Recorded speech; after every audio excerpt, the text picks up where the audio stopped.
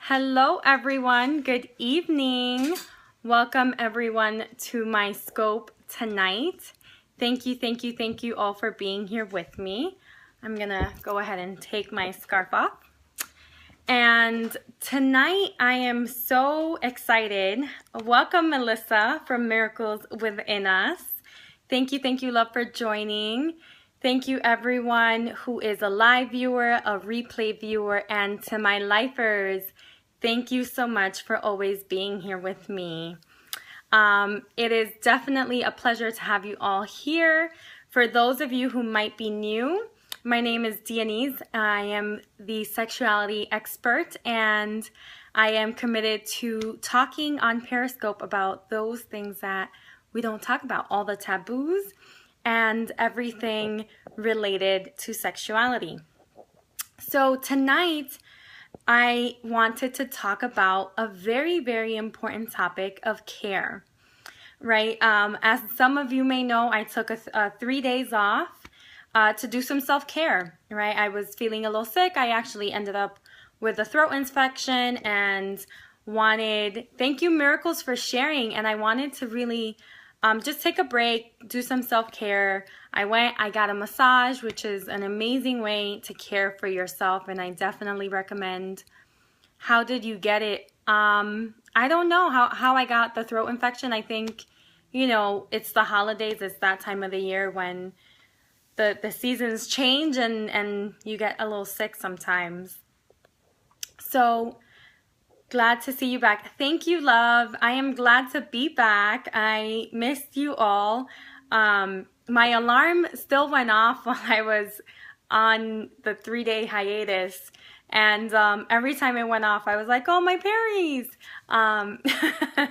We missed you. I missed you too, Half Shrimp. How are you, love? Thank you. Thank you all for the hearts. Thank you for everything that you give me back. I get as much out of these scopes as you do. So thank you for that. So tonight I wanted to talk about care, and not just self-care, but also care for your partner. And I wanted to actually hone in on something specific, which is aftercare, right? So aftercare, I'm actually gonna give you a little bit of the history and then go into it. But first, let's talk about self-care, because so often when we enter into a relationship, and here I'm going to talk really to people in a relationship, but if you're single as well, you might be focusing on dating and neglecting a bit of your own self-care. So self-care is super important, especially with our sexuality. That is the way that we connect with our own bodies. It's the way that we connect with who we are, our self-expression. So really honing in on what is it that you need to feel cared for, right? And being clear about that. So for me, my self-care, every month I need a massage. If I don't get a massage, I get cranky, my neck starts being really tense. It's just, I just don't feel taken care of by myself. My other way of doing self-care is what I eat. I watch what I eat really closely. And that's my way of caring for my body and honoring my temple, right? And what my temple needs. So I want, if you do have a self-care practice, please add to the comments, because I would love to know what are some of your practices of self-care. As always, I welcome as much interaction on my Periscopes as possible. So y'all, I look forward to you sharing what is your self-care. But some other things, journaling is a really big form to do self-care. Self-care is really important, and that's one way that you can really hone in on self-care. So some other ways, right? Like what else can we do? A bubble bath, right? A bubble bath where you're relaxing. If you go to the movies on your own, I've done this a lot of times actually throughout the years. I'll go to the movies, I'll treat myself, I'll go on a date with myself. Like how many people, it's like, oh, I won't go out unless I have a date or I'm going with a friend to dinner.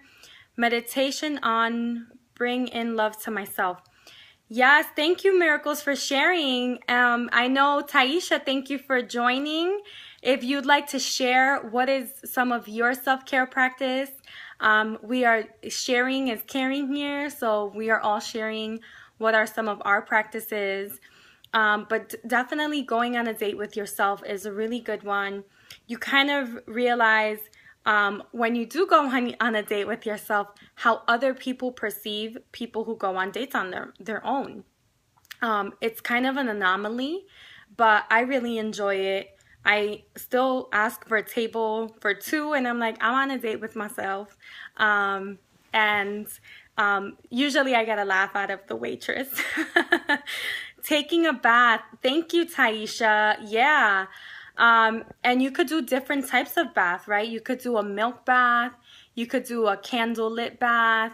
You could do a bath where you meditate in the bath, right? You could do a bubble bath where you're more playful and you can really explore the bubbles and like play with the bubbles. You can buy yourself roses, a rose bath. Ooh, Melissa, that's a really nice one. Thank you for sharing that. So all of these are things that you can do to connect with yourself and really honor who you are, right? Because in order for us to receive the love that we want, we have to experience it from ourselves, right? So that when it comes and shows up at our door, then we can really be like, oh, that's exactly the kind of love that I'm wanting in my life. That's what I need, and it's here. Let me grab it and hold on tight, right? But not too tight, because if it's not meant to be, we should let go. Naps are a really good idea too, Ty. Thank you for sharing that one. 20-minute power naps. I actually went to school with Dr. Maas, M-A-A-S. He is a sleep expert, and he is famous for coming up with the 20-minute power nap. And I know I definitely enjoy 20-minute power naps, sometimes 90-minute power naps. But napping is definitely self-care. Just checking in with your body at some point throughout the day and saying, you know, am I in need of rest? And also honoring that, right? So if you are having a really stressful week and you need a day off, taking that time. Burning sage and incense.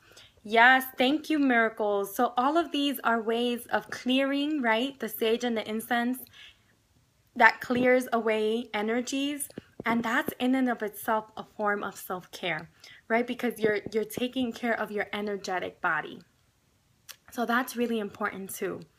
So I think we did a lot of self-care points, and now I want to talk about aftercare and what does that mean with a partner, right? So when you are in a relationship or when you are intimate with another being, right, another person, some of the things that can happen are sex, right? Sex happens.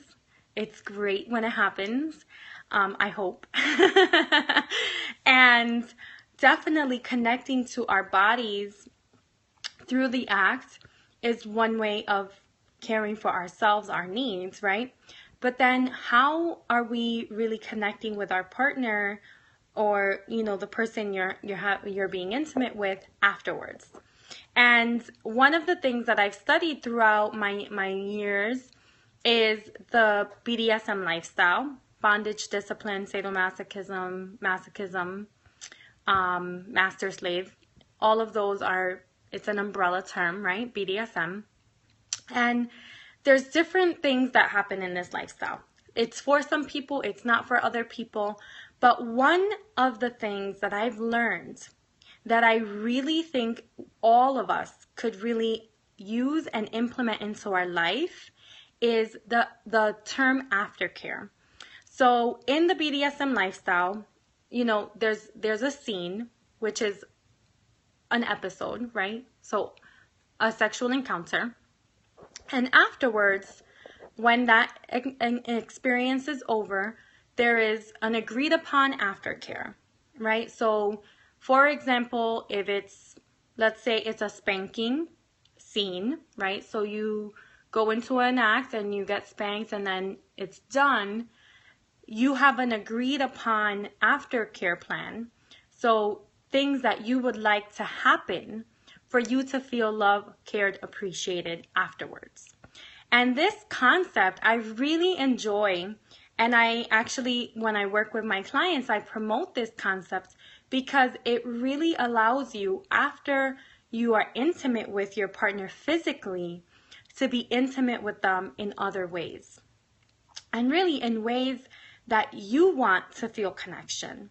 So, and you could do it vice versa. You can receive aftercare and then you can give aftercare, right? So your partner might need words of affirmation, right? So they want to know how good they were. They want to know that you really enjoyed it, that they did a really great job.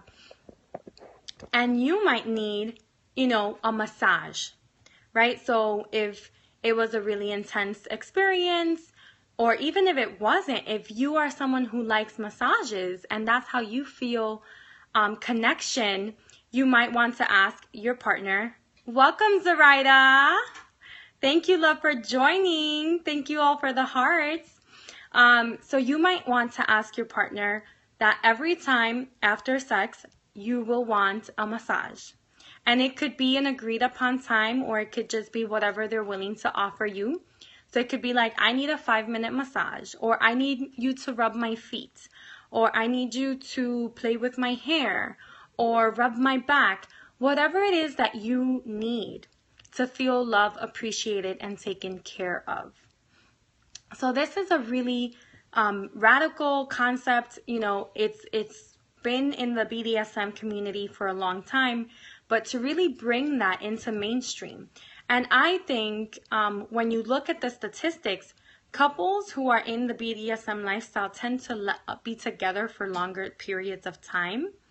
And I think aftercare has a lot to do with that, because it is a time where you also check in about how was that experience, right?